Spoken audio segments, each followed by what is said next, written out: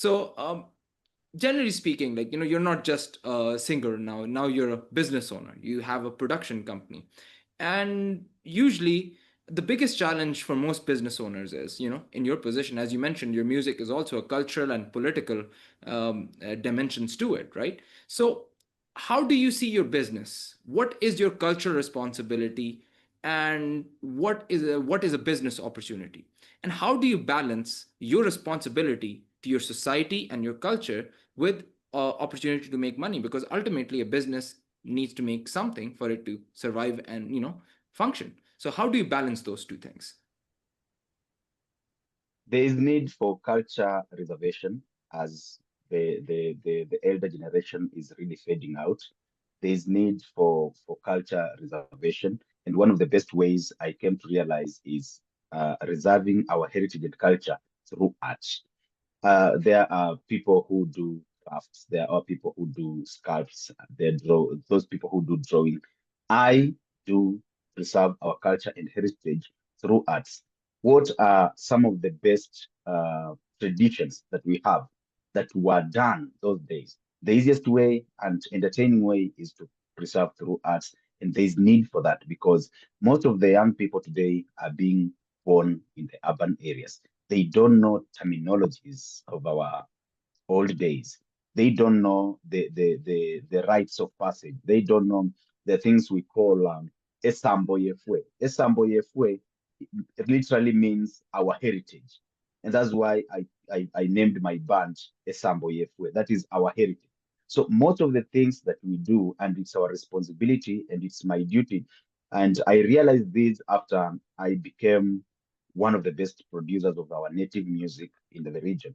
I knew definitely this is my responsibility. I wouldn't wait for anyone to tell me this is the responsibility. I took it by myself and I keep it doing it, not just by doing my songs alone. Even the musicians that I bring on board that I record, I ensure there's an aspect of preserving our heritage. I also, at some point, take part in composition of some songs, even though they are not mine. But as a producer, I can assist in making sure that this song uh, goes down well into the other generations by reserving our rights. So that is naturally a responsibility as a creative from the region. And I'm really doing it on recording online through our digital posts. And also right now this live band is on stage. Most of our songs are culture or heritage documented so that people can keep on thinking about this. One of the songs we have is Esambo Yefwe. We speak of the values and the heritage of our community. What were the things that we valued? What were our behaviors as a people? What are we supposed to live to do when we live with other people? That one keeps us, it reminds us every day that this is what we are entitled to do and to do it with our heart and passion. The challenge here is keeping it ablaze, keeping it ablaze in a manner that how do we make the younger generation believe in this and also be able to embrace it and make it a routine. Most of the young people are from the urban. Most of the young people nowadays are into universities. They interact. There's so much confusion today. A lawyer may not know the other person, and we believe it's one, but there are things that are very key to us. The challenge is keeping it alive. Number two is how do we turn this into money?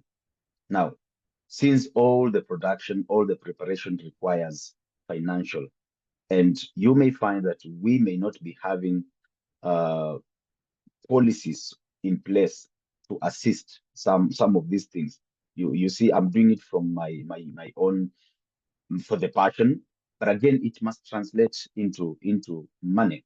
And now turning this passion into profit is where there's a very big challenge. One of the opportunities we are trying to see around is being able to sing to our people, being able to stage live performances on the platforms. We look for a weekend, we marshal for resources, we stage a show. We look for a place, we stage a show. At times it pays back, most of the times it doesn't. People are not used to this.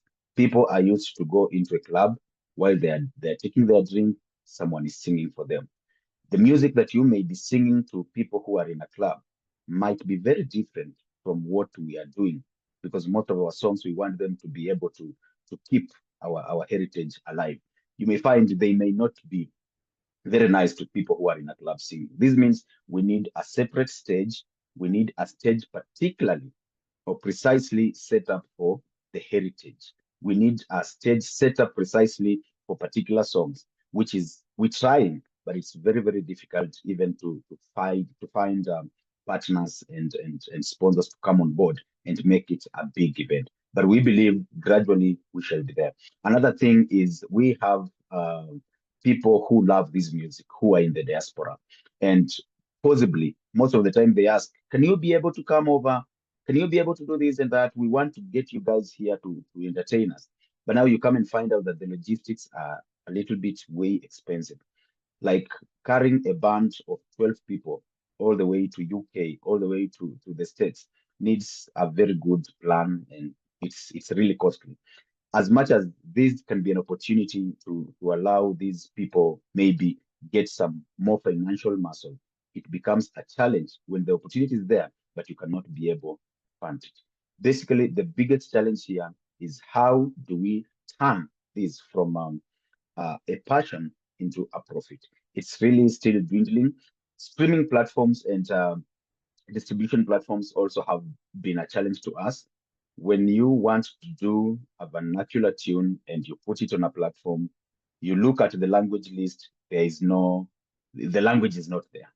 So the distribution platform will keep on returning you a message to change your titling or to change so that it fits. Your language is not available. Now you see, it becomes very, very difficult to take this song to the international audience. Most of the times, maybe you assume, you just put there Zulu. So your song will be played in the Zulu land, but it's not being played in Kenya. It's not being played to the right audience because you don't have the right language. So there's so much that is supposed to be incorporated also in the distribution platforms. Nowadays that there are many, but they can come up and be able to help us maybe be able, once we distribute to the outside world, we can be able maybe to turn the passion into profit. But basically, it's a good venture, and we're looking forward that slowly by slowly we shall be there. Wow. You know, yeah, that's quite remarkable what you guys are doing. It's funny, to even have folks reaching out from UK, US, the diaspora, and it definitely sounds like you're trending in the right direction in that regard.